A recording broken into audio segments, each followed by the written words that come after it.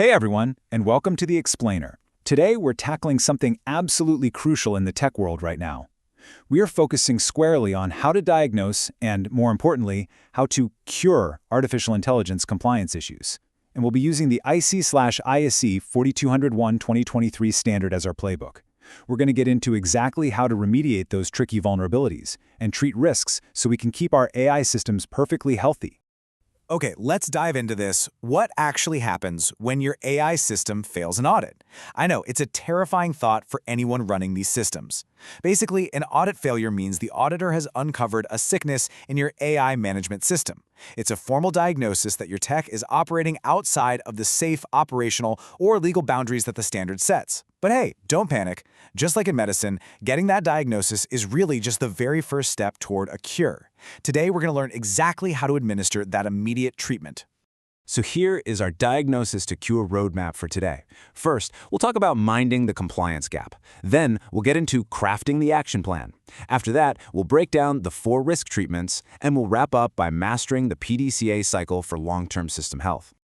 All right, kicking things off with step 1, mind the compliance gap. Because before we can fix anything, we have to acknowledge that gaps happen. We really need to know how to spot the symptoms early. So what is a compliance gap exactly? Well, it happens when your organization's existing security practices just don't meet the full requirements of the ISO 42001 standard. Think of this as your initial symptom. It's that first sign telling us our AI patient isn't perfectly aligned with the benchmark for health. And it could be something totally minor, like a piece of incomplete documentation, or it could be something major, like a completely failing security control. Now, you might be wondering, how do we actually find these hidden gaps?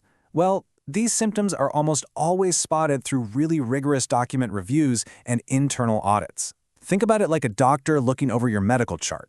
An auditor is going to dig deep into your policies, your procedures, your risk assessments, and when the reality of your day-to-day operations doesn't match the specifications of the standard, boom, the gap is revealed. This is exactly why thorough documentation isn't just boring bureaucracy, it's literally an essential diagnostic tool. Okay, so we've identified the sickness. Now we need to write the prescription. That brings us to section 2, crafting the action plan. An action plan is basically your roadmap to recovery, and building one requires 4 essential steps. First up, the gap description. You have to clearly state exactly what is wrong. Second is the root cause analysis. And guys, this one is massive.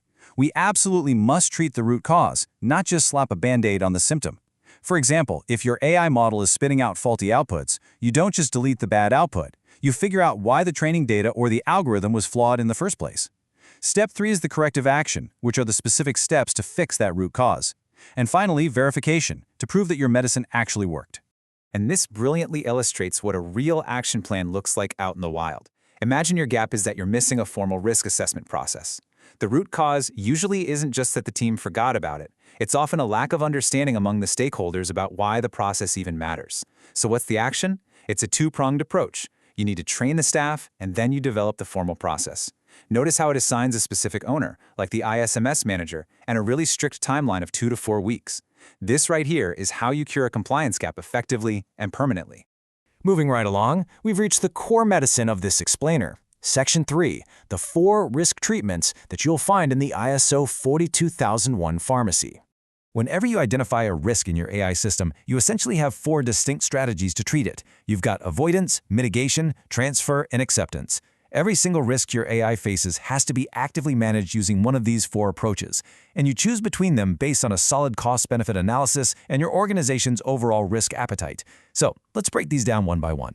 First up is avoidance. This is exactly what it sounds like. It means curing the core issue by entirely discontinuing a risky activity. A perfect example right out of the ISO standard is how you deal with outdated, unsupported software. Instead of trying to build some massive firewall around a crumbling system, you simply avoid the risk entirely by upgrading or replacing the software.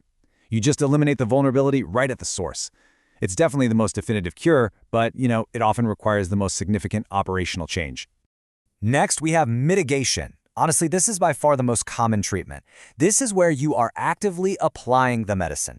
Mitigation is all about reducing either the likelihood or the impact of a risk down to an acceptable level.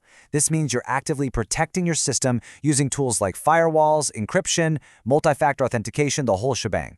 In an AI context, this could also mean setting up rigorous data validation testing to catch errors before they spread. You aren't eliminating the risk entirely, but you are bringing it down to a safe, manageable baseline. Our third option is transfer. Sometimes you just aren't equipped to handle a specific ailment internally, right? So you shift the burden. You could transfer the financial risk by purchasing specialized cyber insurance. Or you could transfer the operational risk by outsourcing your data storage to highly secure cloud vendors who actually specialize in ISO-compliant infrastructure. You are essentially letting the outside specialists handle the risk on your behalf. And finally, we have acceptance. Yep, sometimes you just have to live with the risk, but the crucial point here is knowing exactly when to accept it. You do this when the risk falls within an acceptable threshold. Say it's just a minor, low-impact data anomaly, and the cost of mitigating it would far exceed any potential damage it could actually cause.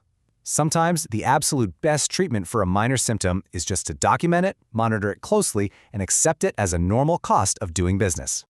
All right, moving into Section 4. This is where we transition from reactive medicine to proactive health maintenance, mastering the PDCA cycle. Let's move to and see how this builds a true culture of continuous improvement. The Plan, Do, Check, Act, or PDCA cycle, is literally the heartbeat of ISO 42001.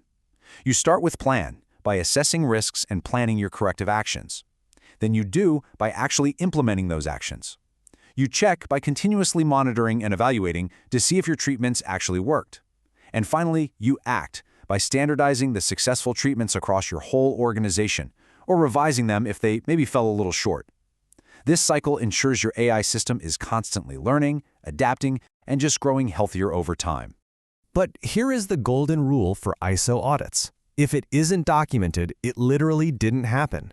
You always have to prove the work to the lead auditor. So, to build a healthy audit trail, you're going to need several pieces of essential documentation. You need risk treatment plans, or RTPs, detailing how you handle every single threat. You need meticulously logged corrective and preventative actions, known as CAPAs. You need your incident logs for sure. And you absolutely must have management review minutes to prove that leadership is actively monitoring the patient's health.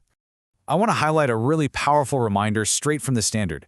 Continuous improvement is not a one-time event, but an ongoing cycle of reviewing, refining, and upgrading security practices. What you should really take away from this is that keeping an AI system compliant is a lifelong fitness regimen. It's not just a single doctor's visit.